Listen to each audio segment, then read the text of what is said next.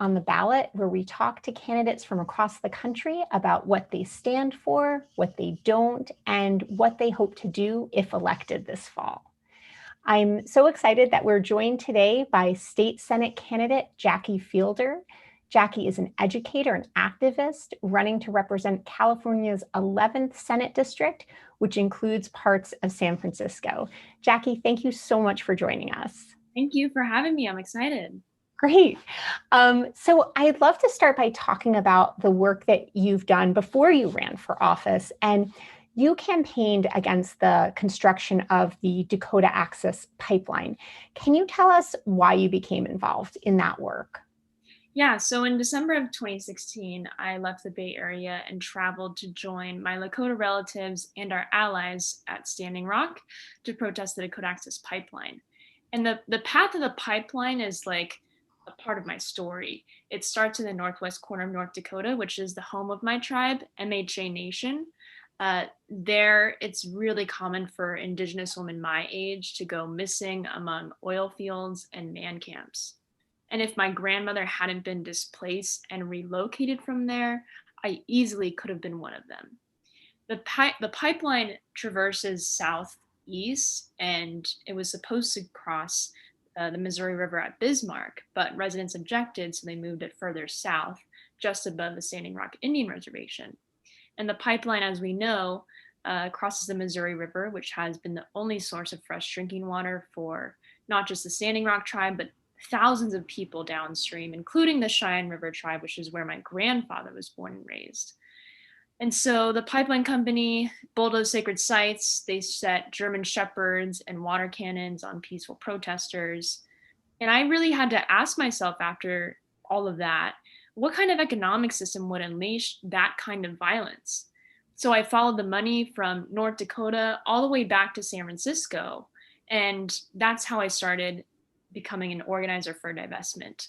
I immediately began organizing to research our city's finances and make sure that our $12 billion budget wasn't invested in the Wall Street banks financing not just this pipeline, but thousands of fossil fuel products across the world, violating Indigenous rights, obviously putting the future of our climate at stake, and financing things like private prisons and weapons manufacturing. So that's why I co-founded the San Francisco Public Bank Coalition. In 2019, we went toe to toe with the Wall Street lobby in Sacramento. We passed Public Bank Bill AB 857, which is the first law of its kind in the whole country to legalize local public banks. And now we are pushing for a state bank in the hopes of democratizing the fifth largest economy in the world here in California. And that's what my campaign is about. It's about fundamentally changing the economy to work for everyday people, not just the wealthy few and corporations. And how has that experience influenced how you run your campaign in terms of who you accept campaign contributions from? It has tremendously influenced how we run this campaign. I do not accept contributions from law enforcement unions, charter school advocates, billionaires, which there are 75 in this district, corporations, including rideshare companies, including companies that contract with ICE or Border Patrol. And this is a very wealthy district with a number of corporations headquartered here, like Lyft and Uber, who are currently fighting for Prop 22 to continue to be able to exploit workers. And of course, not accepting contributions from fossil fuel companies. And a lot of the guests that we've had on are like you. They come from an organizing background. They're first-time candidates, which is really sort of personally inspiring because it is a time when I think a lot of us can feel a little bit powerless in the face of what we're seeing at the federal level. And can you talk a little bit about what inspired you to run for political office? Yeah, a lot of my organizing background focuses on not just the public bank, but also there was a measure here locally in San Francisco 2 years ago, put forward by our local San Francisco Police Officers Association. They wanted to write their own dangerous use of force policy.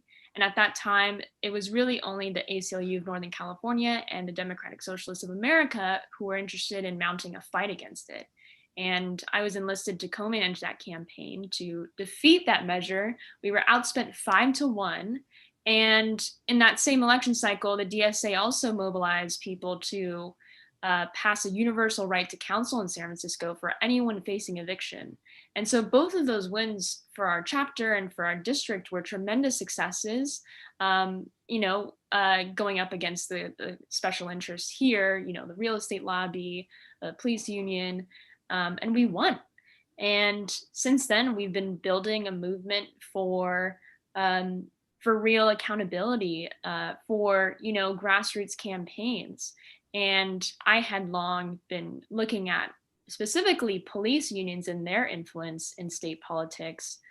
Just this past year, even with all of the resurgence of Black Lives Matter, we did not pass all of the law enforcement accountability bills, which were pretty modest and modern, in my opinion, did not pass them in our capital in Sacramento. And so that's really the whole story with our state level politics is everyone from the oil industry to the real estate lobby, especially to police unions, they have such a grip on even our most progressive politicians that there's only so much that can get done. And so I would be proud to represent this district. And it's not about any one person. It's about making sure that we have a voice for all of these grassroots efforts, all these organizations and organizers who have been fighting for things like an end to cash bail, a Green New Deal, expanded public school funding, real police accountability, defunding the police and reinvesting in real community stability, reducing our overbloated California prison population. And of course, in this pandemic, hitting the reset button on the way that wealth is structured to just be vacuumed up to the top and under this guise that it will all trickle down to the bottom. Same with housing. We need to prioritize working class people, unemployed people, the elderly, the disabled, all the folks that are getting left behind as the billionaires continue to amass their wealth during the pandemic. And I'm so glad that you mentioned the real estate lobby and the housing crisis in California, because I would love to stay there for a little bit during our conversation. As you said, many people in California struggle to afford housing, struggle to afford this fundamental right to a home. Can you tell us a little bit about your plans, if elected, to address the housing and homelessness crisis in your state? Yeah, my plan is called California Homes for All. It's a fresh approach to California's housing crisis. It's focused on three things: keeping people in their homes during the pandemic, building deeply affordable housing, and prioritizing the needs of our communities before the profits of real estate developers. It means canceling rent and mortgages for people affected by the pandemic. It means a $100 billion California housing emergency fund to build 100,000 new units of social housing, preserve 200,000 units of existing affordable housing, and rehabilitate our existing stock of public housing. It is expanding rent control and tenant protections, universal right to counsel for anyone facing eviction, a vacancy tax to open up homes at lower prices, an anti-displacement act to reverse gentrification and displacement, a rental registry and landlord licensing system, because it's notoriously difficult to enforce tenant protections. And last but certainly not least, eliminating exclusionary zoning in wealthy enclaves. I'm challenging the most real estate backed politician in the entire California legislature.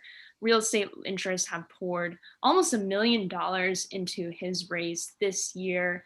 I'm not accepting a dime from the real estate lobby, and that will allow me to advocate for real measures and protections, especially for renters, especially for small homeowners who were completely left out of negotiations at the end of the legislative session here in California.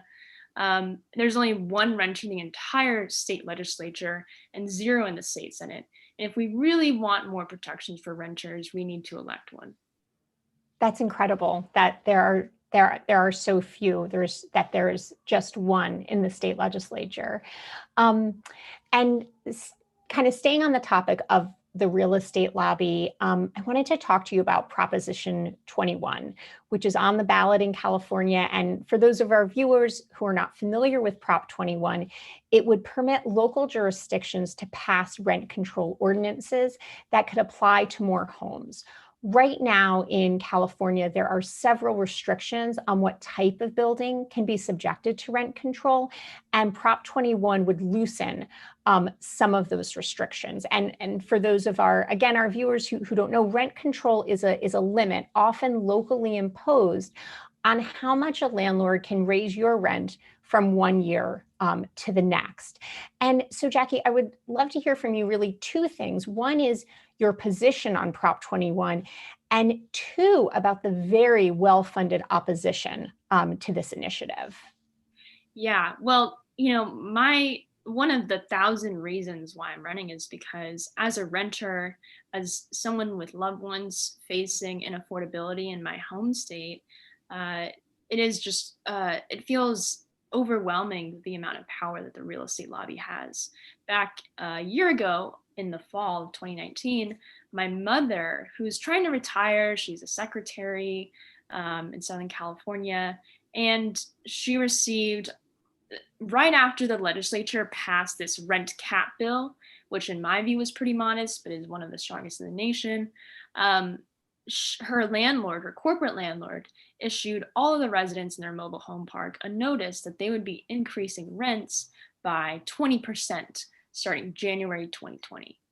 And my mom has, again, been trying so hard to plan out her retirement. This just threw a monkey wrench into her whole plan. Um, and so it really confused all the residents, obviously, this notice. And it was just clearly an attempt to get ahead of any other future legislation that might cap rents. Uh, and so mobile homes were actually exempted from that legislation, I learned. Um, they tried to lobby the landlord to not impose that rent hike, and the landlord basically said, if you go to the city council and advocate for rent control, we will impose this hike no matter what. And which is a really confusing proposition. It obviously does not work out well for the residents. The residents were confused. They basically brokered a deal without the help of the city council and said, okay, fine, we'll pay it over the course of 4 years. So anyway, back to Prop 21, I support and enthusiastically campaign for Proposition 21. My opponent has no position, and I would expect that of the most real estate backed politician in California, because those are the same interests that are financing the opposition. There's a number of private equity groups and real estate developers who are pouring millions into the opposition to this campaign, when we know that this is just the bare minimum of what we need to be able to help people in California. 18 million renters of 40 million people stay in their homes in this pandemic. It is the bare minimum to not, allow for rent hikes. And the fact is, it simply just allows local governments to expand their rent control policies. It doesn't automatically do that. So even if it were passed, it would take a while and it would differ by jurisdiction. And so it's a long needed reform that, the real estate lobby does not want to give any ground on. Yeah, and I think what's really kind of interesting, disturbing about the opposition to Prop 21, which I'm sure you've experienced as a California resident. I'm someone just from the outside kind of looking in, but that the opposition seems to sort of be masquerading as housing rights advocates. On their website, they say they're a coalition of seniors, veterans, labor, homeowners, affordable housing advocates. But like you said, this is an extremely well-funded real estate lobby backed by, multi-million dollar corporate landlords. And it absolutely dovetails with the strategy that is being deployed here in San Francisco. There's a group called the SF Renters Alliance that is now backed by the same GOP funders of Mitch McConnell and other real estate interests in our city, who are just throwing almost $4 million at this point to oppose local candidates who are endorsed by actual SF Tenants Union, who actually do counseling and fight for tenants. And this is just a fake group to, front that they actually have the interests of tenants at hand when they don't. And they are largely supporting real estate backed politicians. Right. And I saw on your Twitter that you had posted a tweet that was sent out about their their pro renter voter guide. Pro renter, pro housing. The fact is, being for building any kind of housing automatically in our society, the way that it is structured, means that the real estate developers get to decide who is housed first. It doesn't mean that housing is allocated to according to our needs, it's allocated according to investments and profits. And so we need to be very specific that we don't have just a housing crisis, we have an affordability housing crisis. And we need to make sure that we prioritize housing people who are spending way more than 30% of their income, who don't earn six-figure incomes, to allow those people to be housed first. Otherwise, the housing will never trickle down to the people who need it most. Right. And you've made this point too, right? It's a crisis of priorities, right? Do we prioritize housing as a human right, or do we prioritize it as a commodity to be profited from? And staying on the topic of housing, which is, something you've dedicated so much of your campaign and your work to, this fundamental human right, you've made a really interesting connection, I think, between the Green New Deal and affordable housing. And the Green New Deal is a phrase we hear a lot, especially at the federal level. And can you explain to our viewers what the Green New Deal means at the state level and how that's connected to the fight for affordable housing? Yeah, I mean, here in the Bay Area, it's common for people, especially low income, working class people, to have to commute like an hour and a half at least to their places of work. We're talking, several generations of displacement from urban centers like San Francisco, because the real estate lobby wanted to house this wealthier class of folks who can afford to pay, gosh, what is it now? Something like 3,000 median price for a single bedroom, single bathroom. Yeah, I believe that's it. Yeah. And it's only dipped a little bit during the pandemic, but basically we're such a car dependent culture in California, and that's known across the state. We are the fifth largest economy in the world, and we run on cars. If we want any chance at reducing our emissions by 40% by 2030, we need to get people out of their cars. We need to reduce the time that people are spending the distance that they're traveling in their cars. And that necessarily means ensuring that people can live near where they work. That, to me, means making sure that people who have been displaced from urban centers like San Francisco can actually afford to come back and work at their places. And so that necessarily means we need to prioritize housing for those people. That doesn't mean that we build just any old luxury developments. That means that we have to build, especially along public transit and especially along job hubs, housing that is affordable for working class people. Otherwise, we are never going to get out of the climate. We're never going to mitigate our climate change. And at the same time, it kind of brings me back to this proposal for an Indigenous Wildfire Task Force. We know that in California, all of the smoke that traveled across the country and the really dark orange day that we had last month, this is only going to get worse. If we don't make sure that our buildup of dry brush and trees and grass are not eliminated in controlled burns, prescribed burns, we are not going to be able to catch up with our emissions. It is a vicious, we're in a loop where all of the emissions gains that we have made are just completely dwarfed when looking at the amount of emissions literally put into our atmosphere from the fires. And as we know, the scale of the fires just this past season, so far, we're still in the season, has burned an acreage basically the size of Rhode Island. It's absurd. And so we have an opportunity to learn from the indigenous people who have lived with fire in what we now know as California, who have lived with this for millennia and have honed their practices around small and controlled burns. And that's what this proposal is. It's a proposal to make sure that indigenous people have a voice when it comes to land management, right alongside state and local officials. Right. And it's really interesting, how housing rights, climate change, accessible public transit, how they are all very much connected, in your platform and in your campaign. And on that, unfortunately, we're almost running out of time, but I really want to get this question in because I think it's really important, and it's an issue that you've talked so much about and you've mentioned today, which is the incredible economic inequality in your district. And so can you talk a little bit about the need that you've spoken about to raise $100 billion for a California housing emergency fund, and how that money would be raised and what it would go towards?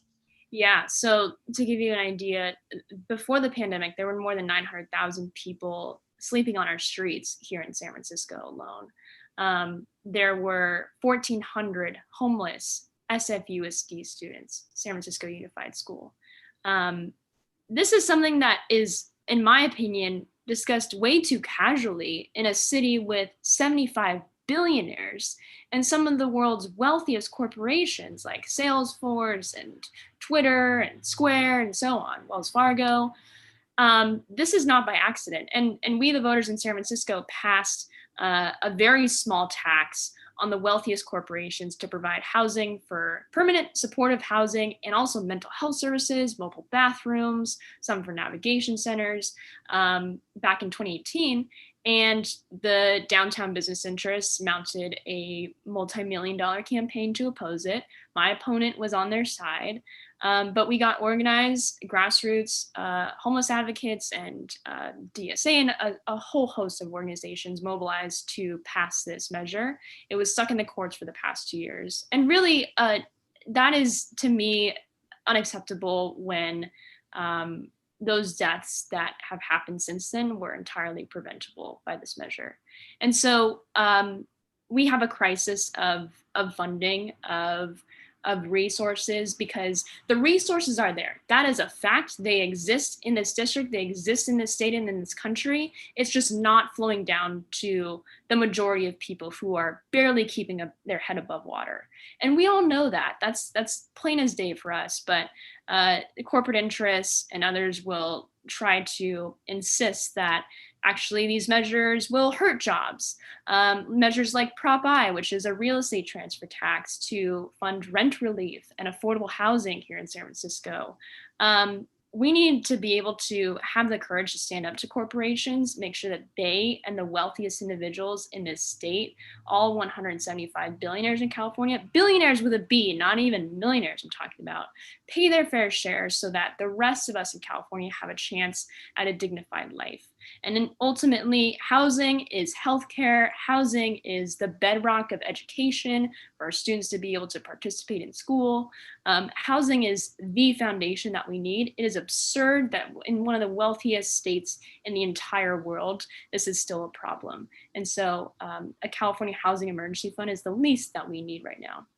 Right. And it's, like you said, it's a problem by choice, right? These are decisions that are made not by accident, that there is this crisis that's affecting low-income people and a disproportionate number of people of color in California.